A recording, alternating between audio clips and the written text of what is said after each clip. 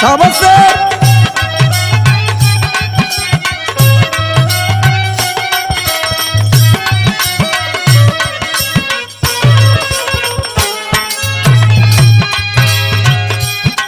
साथियों 26 जनवरी 1950 को बाबा साहब अम्बेडकर का संविधान लागू हो गया, लेकिन उनका मिशन आज भी पूरा नहीं हुआ। इसलिए मैं इंद्रजीत भास्कर एवं कविराम नरेश यह प्रार्थना करते हैं कि हे बाबा साहब फिर इस धरती पर अवतार लेकर के समता मूलक समाज की स्थापना करके दलितों की नैया पार करें। कहना है क्या?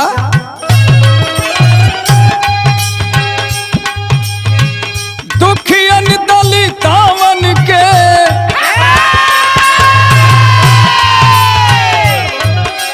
हर दुखियन दलितावन के रहिया बता जा भीम बाबा हो, फिर से धरतिया पे आजा भीम बाबा हो।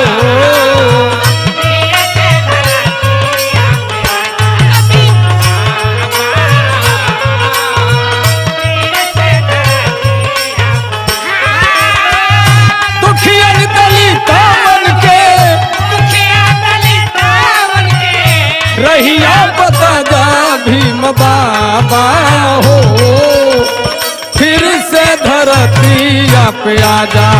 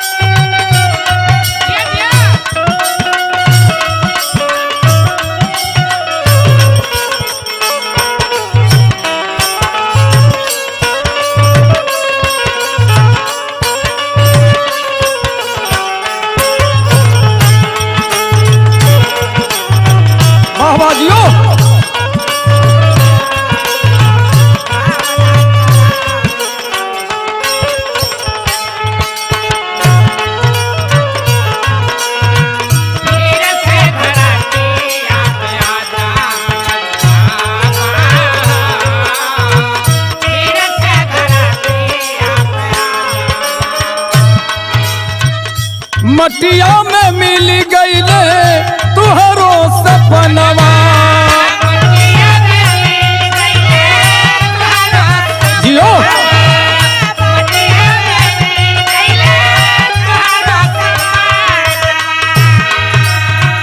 नेता खुद गर्ज भइले लूटे बेईमानवा, लूटे बेईमानवा। नेता खुद गर्ज भइले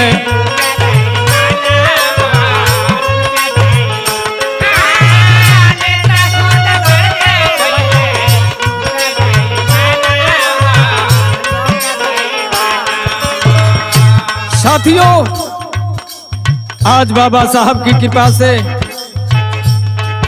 लोग सड़क से संसद तक जाते हैं, लेकिन आज बाबा साहब का सपना अधूरा है। बाबा साहब का सपना चकनाचूर हो रहा है, क्योंकि इस देश में बाबा साहब का दिया हुआ वो सुंदर संविधान को जलाया जाता है, बाबा साहब की मूर्तियों को तोड़ा जाता है। लेकिन जो लोग बाबा साहब की कृपा से चुन करके सड़क से संसद तक जाते हैं, कभी बाबा साहब की तरफ ध्यान देने का काम नहीं करते हैं। इसलिए आज बाबा साहब की आत्मा भी रो रही होगी।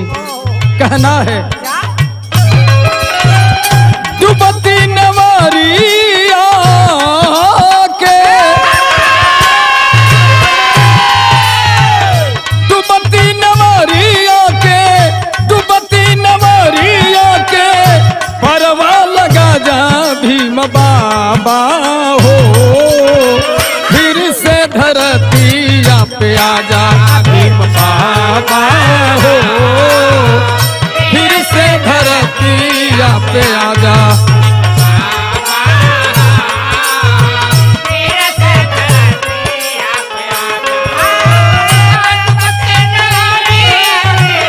डुबती नवारिया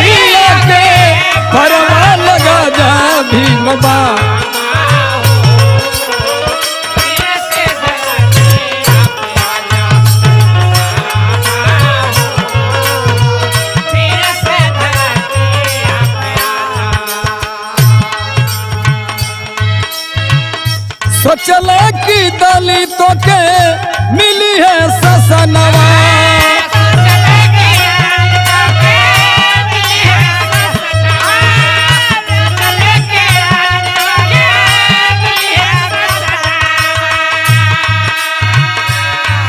बाबा साहब ने इस देश को सुंदर संविधान दिया।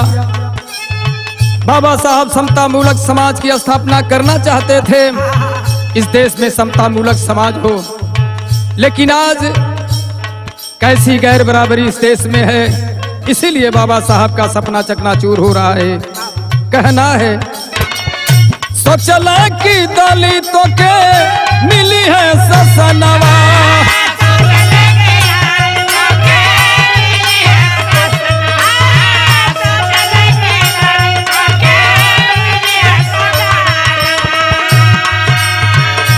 सबही के मिली रोटी कपड़ा मकनावा, कपड़ा मकनावा।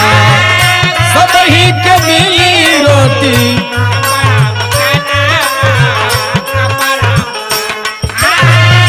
सबही के मिली रोटी।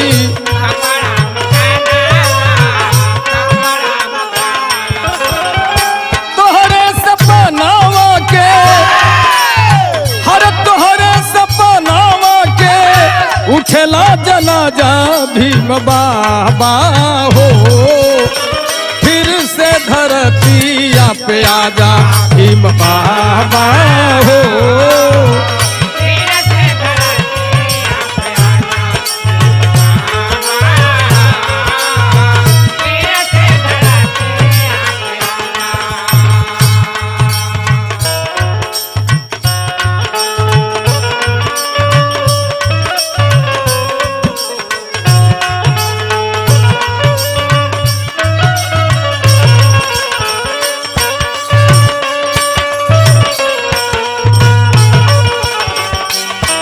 बाबा जियो, बहुत अच्छे।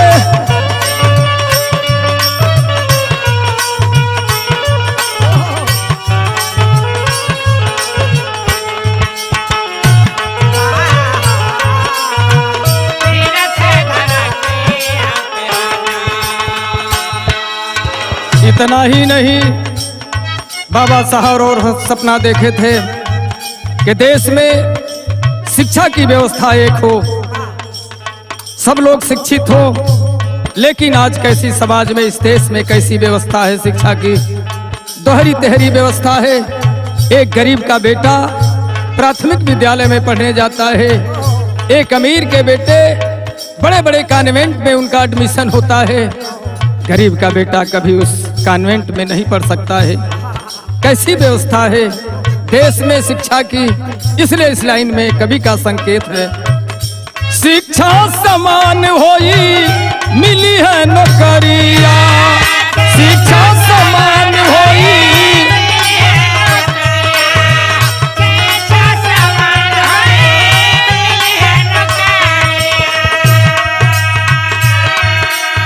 अरे देशवा में शिक्षा वाली लगली बजरिया, लगली बजरिया। देशवा में शिक्षा वाली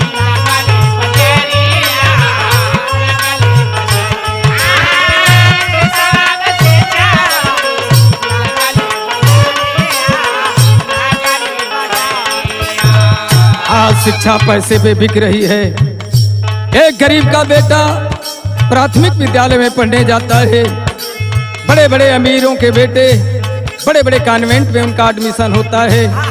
लेकिन जब दोनों बच्चों का कंपटीशन होता है तो आए मेरे साथियों, आए मेरे समाज के प्रबुद्ध लोगों, आप लोगों को विचार करना होगा कि वह खिचड़ी खाने वाला बेटा, आपका बेटा उस कंपटीशन को कैसे पास कर सकता है। तो इस देश की ऐसी व्यवस्था है शिक्षा की, दोहरी तेहरी चौहरी व्यवस्था। एक गरीब का बेटा, एक दलित का बेटा कभी शिक्षित नहीं बन सकता है, केवल साक्षर बन करके रह जाएगा।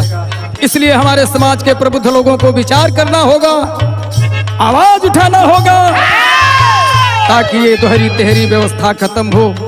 तो कहना है, बन के मसीहा फिर से, हर बन के मसीहा फिर से, देश सभा में आजा भीम बाबा हो, फिर से धरतिया पे आजा भीम बाबा हो।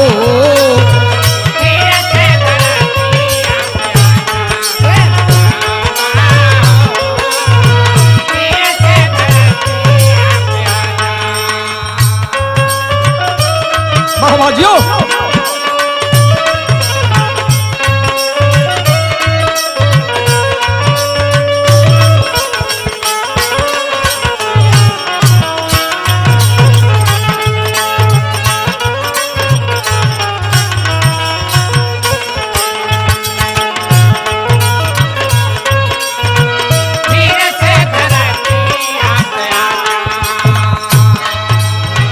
गाने के आखिरी लाइन में कहना है,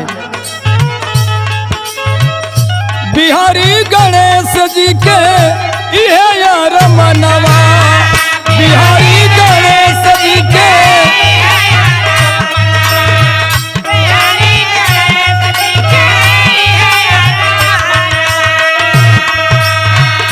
कबीरम नरेश चुबे भीम के चरनावा, भीम के चरनावा, कबीरम नरेश चुबे।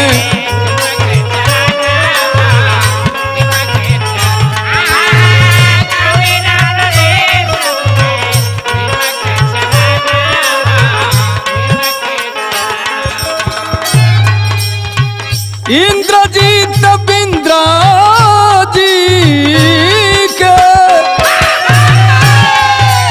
हरे इंद्रजीत बिंद्रा जी के, इंद्रजीत बिंद्रा जी के, अरे गीतिया सजा जा भीम बाबा हो, कि फिर से धरतिया पे आजा भीम बाबा हो, फिर से धरतिया पे आजा।